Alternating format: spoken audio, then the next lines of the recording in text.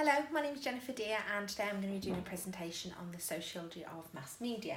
We're going to cover 4 different areas. We're going to look at how access to mass media has changed in the 21st century, what implications for the individual are and social groups around the power of media, impact of ownership on content and presentation, and we're also going to be looking at some research evidence relating to how stereotyping transmits meaning to audiences and how media stereotypes are presented. The first thing we're going to look at is how access to media has changed. So now in the 21st century we have much easier access through iPhones, smartphones, the internet, and our information comes from wider sources, so we can access news from all over the world. Social media also creates news, and sometimes it means that the news we receive isn't factual, and we also have access to different opinions and ideas around different stories and subjects much easier now with the internet. So we're going to look now at how media is fed to us and what the implications of that are. So the first thing we're going to do is look at 3 different models. The first model that we're going to look at is the hypodermic syringe model. So the hypodermic syringe model, the idea behind this model is that media injects ideas into our minds. It believes there's a direct link between violent behaviour seen in the media and antisocial and criminal behaviour in real life. And also that we have to passively accept media's message. And just an example of the HSM model in practice here. In 2004, a young person killed another young person, and a game called Manhunt was blamed for the brutal killing. And here's just 3 sort of headlines here where it was caught onto that the game was to blame.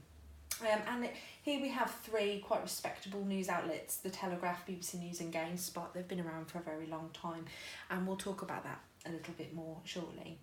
Another model is the 2-step flow model. So this was created by Katz and Lazarsfeld in 1965.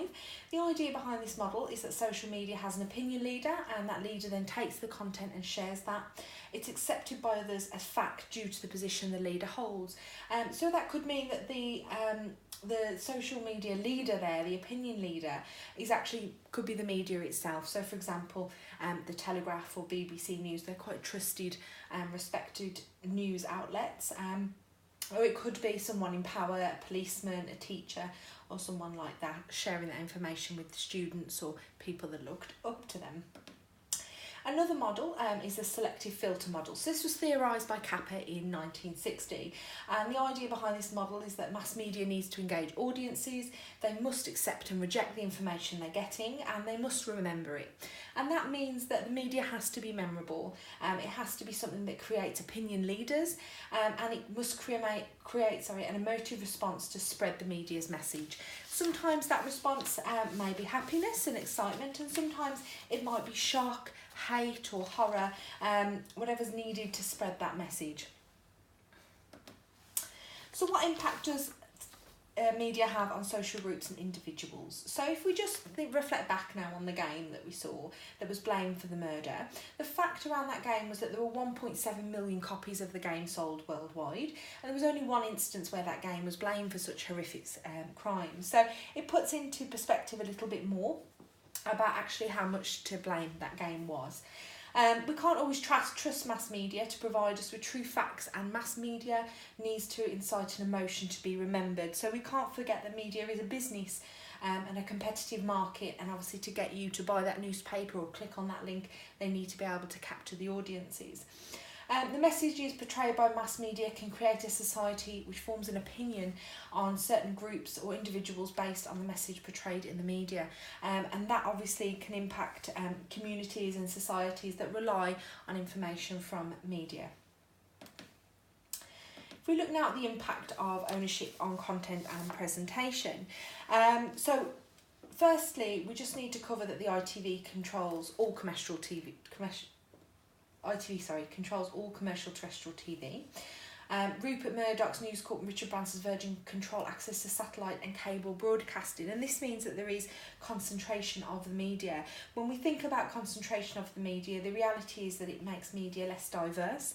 And although many of us would trust certain media outlets more than others, the reality is the media is so concentrated that actually the people that you may not trust on one news outlet may be actually owning the one you do. So the impact on ownership and content and presentation. So we talked earlier about lack of diversity with concentration. The message portrayed is being sent from owners to controllers and then to the public, and it's not independent to each media source. Obviously those owners are recruiting people to share their message, their controllers, to the public, and therefore it could be argued that they're not going to recruit somebody that doesn't want to send the same message that they themselves do. Rupert Murdoch, he was involved in a scandal with News of the World, and it led to something called the Leveson Inquiry, which recommended that a new independent body governed media. However, the Prime Minister at the time rejected that. In 2016, we saw the formation of Impress, which was an independently funded regulator. However, it was never obligatory, and many press and newspapers didn't want to sign up to that because they were worried about press freedom. Rupert Murdoch, pictured here, currently owns a 31% stake in Sky B, and he has continued to try to buy this remaining 61%. If he brought the remaining 61% of that media, it would make him the single lead owner of mass media. There are 15.4 million users that access Sky services, and it will further continue to reduce diversity in the media. And a lot more people now are accessing more independent media sources such as Netflix or Amazon Prime. So that tells us that actually some people might be wanting to see more independent media. When we look here at how stereotyping transmits meaning to audiences and how media stereotypes are presented. So the mass media is often accused of presenting a very mainstream view, creating moral panics, and perpetuates a general assumption about people and groups. And we're going to just look into that a bit further now. We can see here this is a popular women's magazine, and on the front of the magazine it focuses on very traditional roles like romance, pregnancy, having children, scandals and gossip. And in Tunstall in 2000 argued the media puts emphasis on traditional women's roles, and again Ferguson in 1983 prior to that recognised that the media aimed women focused on more traditional roles, and we can see that here. Men are portrayed in the media in a very similar traditional way. So here, this is a very popular men's magazine, and this gentleman has been selected for the front of the cover. The magazine positively used an ethnic minority here, but the magazine itself focuses on those traditional male stereotypes. So it discusses sex, money and good looks.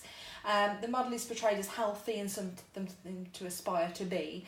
Gerbner in 2002 argued that the media facilitated symbolic annihilation of homosexuals by underrepresentation, and we can see that in both magazines here. Homosexuality wasn't discussed on the front cover of either of those. Another thing we have to consider in the media is how people with disabilities are portrayed, and you might recognise these two cartoon characters, Captain Hook and the Joker from Batman.